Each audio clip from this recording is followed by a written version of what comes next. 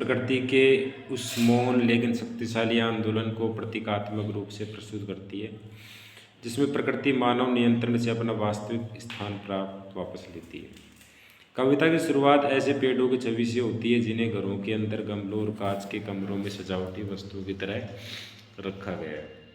ये पेड़ बंद कमरों के नहीं है, ये वे स्वाभाविक रूप से स्वतंत्रता और खुले स्थानों की इच्छा रखते हैं। उनकी शाखाएं सिमटी हुई है, जैसे जड़ें सांस लेना चाहती हैं और पत्तियां कृत्रिम सीमाओं में उलझी हुई लगती हैं। यह सहज वातावरण दिखाता है कि मनुष्य ने न केवल प्रकृति बल्कि अपनी आंतरिक स्वतंत्रता को भी कृत्रिम व्यवस्थाओं में बांध दिया है। इस प्रकार कवियत्री विद्रोह की उस धुन को स्थापित करती है जो मौन होते हुए भी मजबूत दिखाती है कि जो भी नैसर्गिक अनैसर्गिक है वह अंततः अपने वास्तविक घर और मूल पहचान की ओर लौटने का प्रयास करेगा। मतलब ये निकला कि प्रकृति जो होती है ना, वो स्वतंत्र रहना चाहती है। जैसे कोई नदी जा रही है तो नदी पे बांध बनाकर उसके पानी को रोक दिया तो कहीं ना कहीं नुकसान करेगा। जंगल में शेर वगैरह सब स्वतंत्र है, इनको कैद कर लिया तो वो भी गलत बात है। प्रकृति चाहती है स्वतंत्रता। कविता आगे बढ़ती है तो पेड़ मानव बंधनों से स्वयं को मुक्त करने लगते हैं। उनकी जड़ें फर्श को धकेलने लगती है, पत्तियां कांच पर दबाव बनाती हैं और शाखाएं बाहर की ओर फैलती हैं, मानो को वे किसी यात्रा की तैयारी कर रही हो। यह चित्रण स्पष्ट रूप से प्रतिरोध को दर्शाता है कि हिंसक नहीं है, निरंतर है। ये पेड़ उन सभी दबे पिछले वर्गों का प्रतीक है जिन्हें लंबे समय तक मौन कर दिया गया था। लॉन्ग क्रैम्प्ड रूट्स उन व्यक्तियों या समूह को दर्शाती है जिनकी प्रकृति को रोका गया है। उनका जंगल की ओर लौटना सामंजस्य की ओर वापसी और कृत्रिम जीवन के त्याग को दर्शाता है। इस प्राकृतिक विद्रोह के माध्यम से कविता कहती है कि स्वतंत्रता एक सहज प्रवृत्ति है और न ही प्रकृति और न ही मानव आत्मा अधिक समय तक कैद रह सकती है। कवियत्री इसके बाद अपने कमरे का दृश्य प्रस्तुत करती है जहाँ वह यही कविता की पंक्तियाँ लिख रही है। वह पेड़ों की हरकतें सुनती है मगर हस्तक्षेप नहीं करती। उसके लैंप की रोशनी टिमटिमाती है, मानो बाहर हो रही मौन पलायन कर प्रतिक्रिया दे रही हो। यह दृश्य जागरूकता का प्रतीक है। कवित्री जानती है कि बदलाव हो रहा है, भले ही वह सीधे उसका हिस्सा न हो। कांच की दीवारें हिलती हैं, बाहर अंधेरा गहराता है और हर पल परिवर्तन की शक्ति बढ़ती जाती है। उसका मौन अवलोकन दिखाता है कि कैसे कई लोग सामाजिक अथवा प्राकृतिक क्रांतियों को देखते हैं, भले ही सक्रिय भाग नहीं ले, पर उनकी स्वीकृति स्वयं एक मौन समर्थन बन जाती है।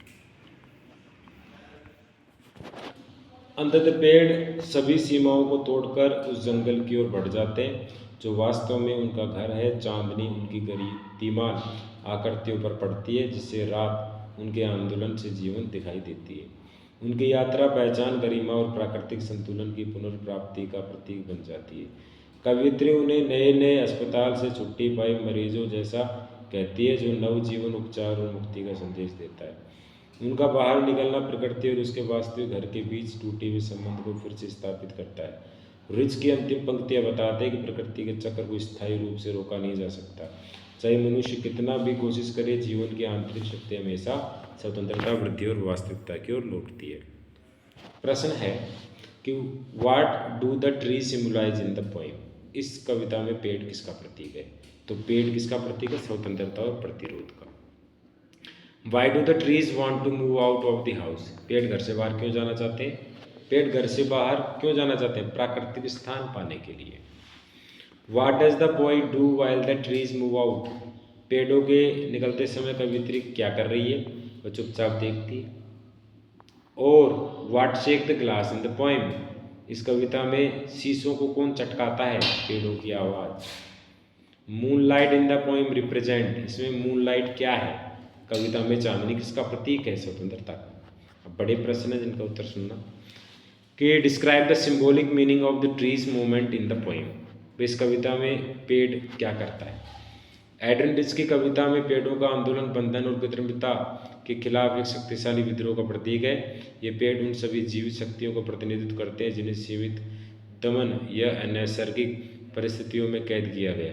फर्श को धकेलती जड़ें, कांच से टकराती पत्तियां और बाहर की ओर बढ़ती शाखाएं उन व्यक्तियों के बौद्ध प्रतिरोध को दर्शाती है जो अपनी पहचान और गरिमा वापस पाने की इच्छा रखते हैं।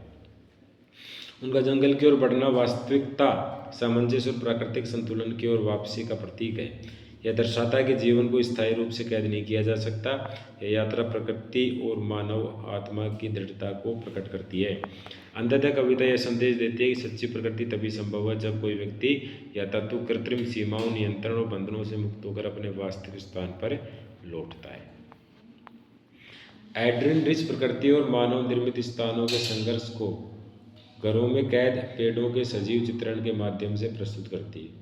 ये बंद कमरे मनुष्यों द्वारा बनाए गए कृत्रिम बुद्धिमत्ता वातावरण का प्रतीक है जिनका उद्देश्य नियंत्रण और सजावट है। दूसरी ओर पेड़ प्राकृतिक जीवन का प्रतिनिधित्व करते हैं जो संबंध में पनप रही सकता। उनकी मुड़ी हुई शाखाएं, सिमटी जड़ें और दमघुटू पत्तियां असहजता और प्रतिरोध को व्यक्त करती हैं। यह तनाव प्राकृतिक विकास और सीमित संरचनाओं के बीच के टकराव को दर्शाता है। कवियत्री जानबूझकर घर की कृत्रिमता की तुलना जंगल की स्वतंत्रता से करती है।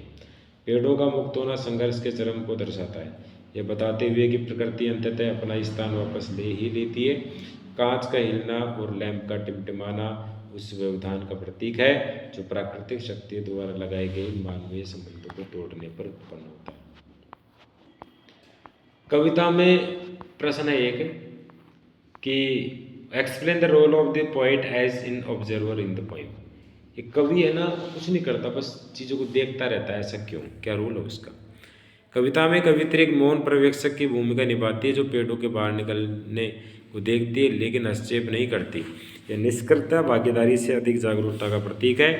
वह जड़ों के टूटने, पत्तियों के कांच के टकराने और शाखाओं के बाहर की ओर बढ़ने की आवाज़ों को सुनती है। यद्यपि वह शारीरिक रूप से उपस्थित है पर भावनात्मक रूप से तटस्थ रहती है और प्राकृतिक प्रक्रिया को स्वयं आगे बढ़ने देती है। उनकी लैंप की टिमटिमाहट उस परिवर्तन की सूरत दर्शाती है जो बाहर घट रहा है। कवियत्री का यह मौन अवलोकन उन अनेक लोगों का प्रतिनिधित्व करता है जो सामाजिक और पर्यावरणीय परिवर्तनों से अवगत होते हुए भी सीधे हस्तक्षेप नहीं करते। उनका मौन विरोध नहीं बल्कि प्राकृतिक मुक्ति की प्रक्रिया का सम्मान है। इस भूमिका के माध्यम से कवियत्री ये बताते हैं कि परिवर्तन को समझना, देखना और उसे अपने मार्ग पर चलने देना भी उतना ही महत्वपूर्ण है। कविता में चांदनी पवित्रता, स्वतंत्रता और प्रकृति के पुनः अपने स्थान को प्राप्त करने का प्रतीक है। जब पेड़ सभी सीमाएं तोड़कर जंगल की ओर बढ़ते हैं तो चांदनी उन पर पड़ती है, उनके आंदोलन को प्रकाशित करती है। यह दृश्य प्रकृति की रोशनी और उसकी मुक्ति के बीच संबंध स्थापित करता है। चांदनी एक मार्गदर्शक शक्ति की तरह पेड़ों का स्वागत करती है, मानो उन्हें उनके वास्तविक घर में लौटने का आशीर्वाद दे रही हो। वह कवियत्री के कमरे की कृत्रिम लैंप लाइट से भी विपरीत है जो कमजोर और सीमित है। लैंप मनुष्य के नियंत्रणकारी संरचनाओं का प्रतीक है जबकि चांदनी प्रकृति की अनंत और शक्तिशाली ऊर्जा का प्रतिनिधित्व करती है। पेड़ों के पलायन में चांदनी को उपस्थित होना दर्शाता है कि ब्रह्मांड स्वयं प्राकृतिक स्वतंत्रता का समर्थन करता है। इस प्रकार चांदनी नवजीवन, आशा और जीवन के अनुरूप चक्र का प्रतीक उभर कर बनती है। एड्रिन रिच की कविता द ट्रीज में मुक्ति का विषय केंद्रीय स्थान रखता है। घरों में कैद पेड़ उन जीवन शक्तियों का प्रतीक है जिन्हें सामाजिक, भावनात्मक, पर्यावरणीय संबंधों में सीमित किया गया है। उनका धीरे धीरे पर दृढ़तापूर्वक जंगल की ओर बढ़ना स्वतंत्रता की सार्वभौमिक इच्छा को दर्शाता है। फर्श को धकेलती जड़ें, कांच को तोड़ती पत्तियां और बाहर फैलती शाखाएं दमन के खिलाफ प्रतिरोध का प्रतीक है। यह मुक्ति शोरगुल वाली नहीं बल्कि सामाजिक, अनिवार्य और सहज है। कविता का मौन अवलोकन दर्शाता है कि कुछ परिवर्तन बिना हस्तक्षेप के ही होने चाहिए। चांदनी में स्वतंत्रता से आगे बढ़ते पेड़ों की अंतिम छवि अपने वास्तविक स्थान को पुनः प्राप्त करने की खुशी और गरिमा को दर्शाती है। उनका बाहर निकलना प्राकृतिक सामंजस्य को बहाल करता है, यह सिद्ध करते हुए कि सीमित साधनों में वास्तविक विकास संभव नहीं है। इस प्रकार कविता बताते हैं कि मुक्ति प्रकृति की मौलिक शक्ति है जिसे कोई दीवार या नियंत्रण रोक नहीं सकता।